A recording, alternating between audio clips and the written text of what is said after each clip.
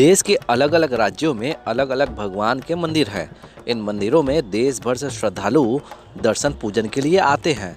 इन मंदिरों में कुछ ऐसे खास भगवान भी हैं जिन्हें भोग में अजब गजब चीज़ें चढ़ाई जाती हैं। उत्तर से लेकर दक्षिण तक कई ऐसे मंदिर हैं जहां भगवान को शराब, सिगरेट, बिस्किट, गोलगप्पा, टॉफ़ी, बिस्किट, डोसा, चाउमीन ही नहीं बल्कि बाटी चोखा भी चढ़ाया जाता है। इतना ही नहीं, इन चीज़ों को भक्त प्रसाद स्वरूप प्राप्त भी करते हैं।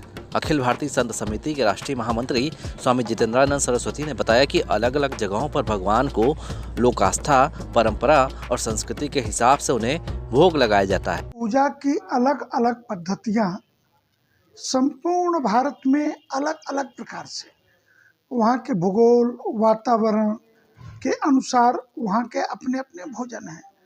उत्तर भारत में जैसे हम दाल चावल रोटी सब्जी खाते हैं, तो दक्षिण वाले इडली, डोसा और उत्तपम वगैरह का भोजन करते हैं।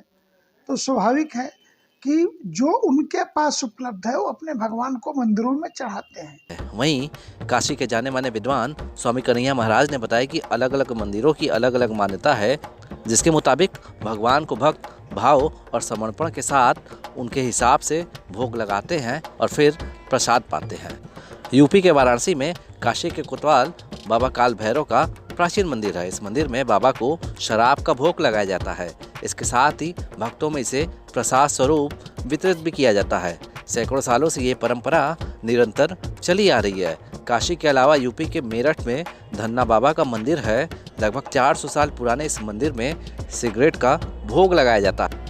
मेरठ के कंकड़ खेड़ा में ये मंदिर स्थापित है। मान्यता है कि जो भी इस मंदिर में सिगरेट जलाकर अपनी मुरादें मांगता है वो पूरी होती है।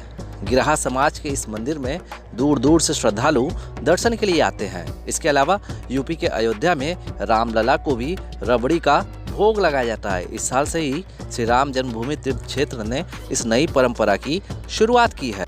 इसके अलावा तमिलनाडु के मदुरै में भगवान विष्णु का अलागार मंदिर है। इस मंदिर में हर दिन भगवान को डोसे का भोग लगाया जाता है।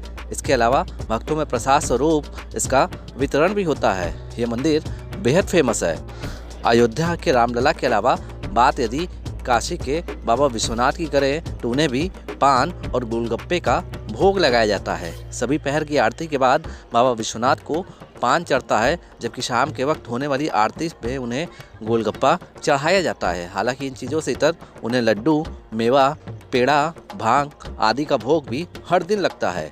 इसके अलावा कोलकाता के टांगरा में चाइनीज काली माता का मंदिर है। यहाँ देवी को चाइनीज नूडल, सूप, चावल का भोग लगाया जाता है। इस मंदिर में दर्शन के लिए दूर दूर से श्रद्धालु आते हैं। यूपी के अयोध्या में सरयू के तट पर एक ऐसा हनुमान जी का मंदिर है जहाँ हर रोज उन्हें बाटी चोखे का भोग लगाते हैं।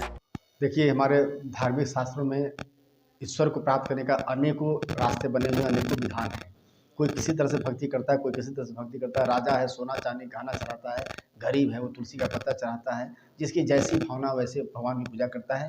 इसके लिए कोई शब्द नहीं है, इसके लिए कोई सीमा नहीं है, असीमित है। ये भगवान और भक्त के बीच का जो प्रेम है वो असीमित है। तो हमारे देश में कई जगहों पर टॉफ़ी का भोग लगाया जाता है, कई जगह पर धतूरे का भोग लगाया जाता है, कुछ जगहों पर बिस्कुट का भोग लगाया जाता है, कुछ जगहों पे डोसा का भी, मतलब तमाम तरह की चीज़ों का भोग लगाया जाता है। तो ये मनुष्यों की श्रद्धा है भगवान के प्रति, और इसका शास्त्र में कहीं कोई उल्लेख नहीं कि आप इडली डोसा चढ़ाइए, चाहे आप जो है रोटी चढ़ाइए, चाहे सब्जी चढ़ाइए, ऐसा कोई उल्लेख नहीं है। लेकिन भक्त की भक्ति है, उन्हें भगवान को प्रसन्न करने के विभिन्न माध्यम अपनाता है और भगवान को प्रसन्न करने का कृत्य करता है। जैसे मतलब जहाँ पर शराब तक चढ़ाए जाते हैं भगवान को प्रसन्न करने, तो ऐसे भक्तों की परंपरा है। ऐसी भक्ति की अनोखी परंपरा है कि जिसकी लीला परंपार है।